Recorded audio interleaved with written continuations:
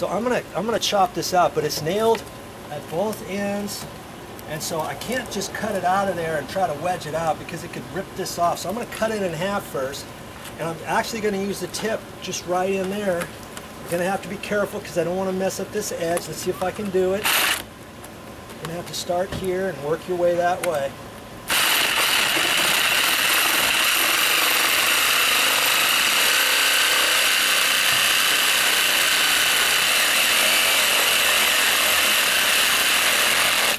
Once I get my tip in all the way, now I can use the tip and kind of feel for where this edge is.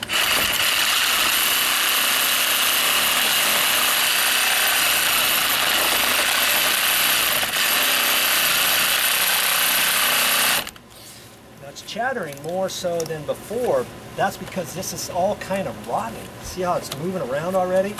I may have to cut the angle this way first, but I'm going to try a little bit more first.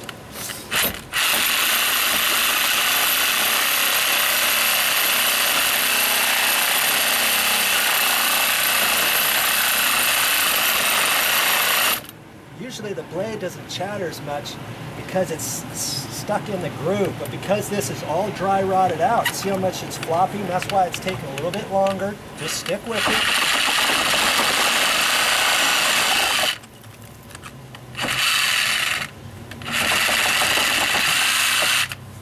Now I can flip it this way.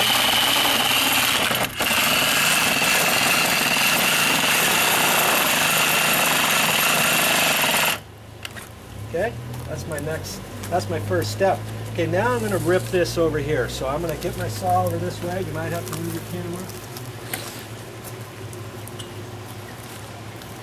And I got to get my tip in there. That's why you got to keep your tip sharp, you know, and if you start getting a dull blade, hey, the blades don't cost very much. Don't keep trying to use it until you can hardly cut it with sheetrock with this thing.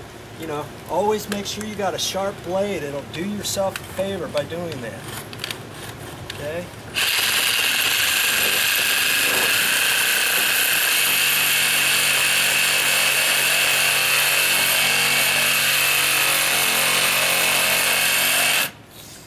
That is pretty torqued out with just having a battery. I never would have thought a sawzall would be this powerful with just a battery.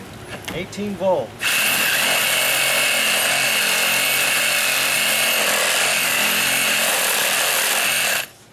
I want to get all the way through it, and then I can start going flat and then back and forth, you know. Just be careful and hang on.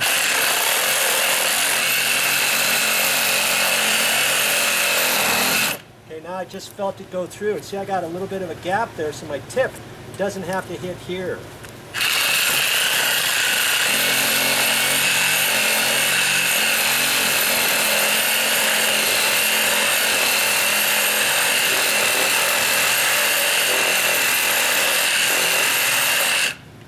That's why I cut this in half, because I only have to cut this over to here, so I can just concentrate on getting that piece out first.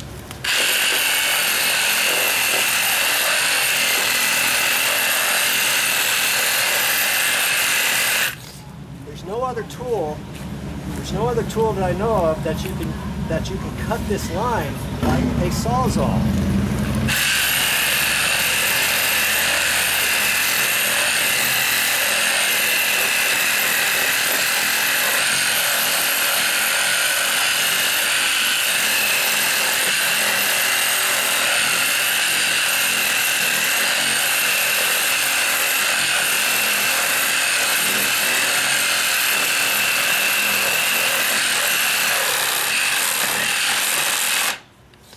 See, it sounds like I'm hitting a nail somewhere along here, and it could be something down below, or actually it could be the plaster on the inside, because I'm picking up some concrete from the inside, because there's plaster on the inside, so some of that plaster is run up on here. So when I hear that, I just want to lift the blade up a little bit maybe.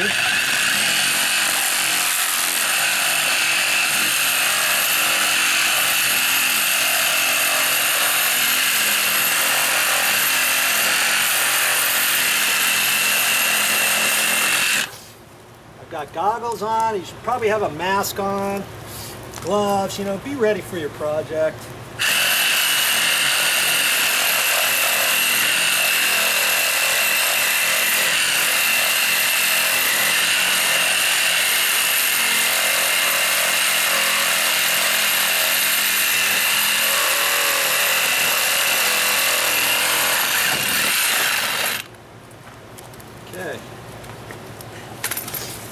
Now don't just take this and rip it out, because see, the back side of this is very loose. If you got nails from the inside, let's say, that piece probably needs to stay in there. I'll let them worry about that, the glass company. Now the nails are coming on from the back this way, so if I rip this, I could tweak this and break this all apart. Okay, so be careful.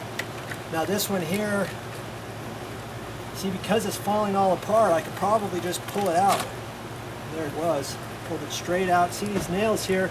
They're all rusty. That's why it came out so easily.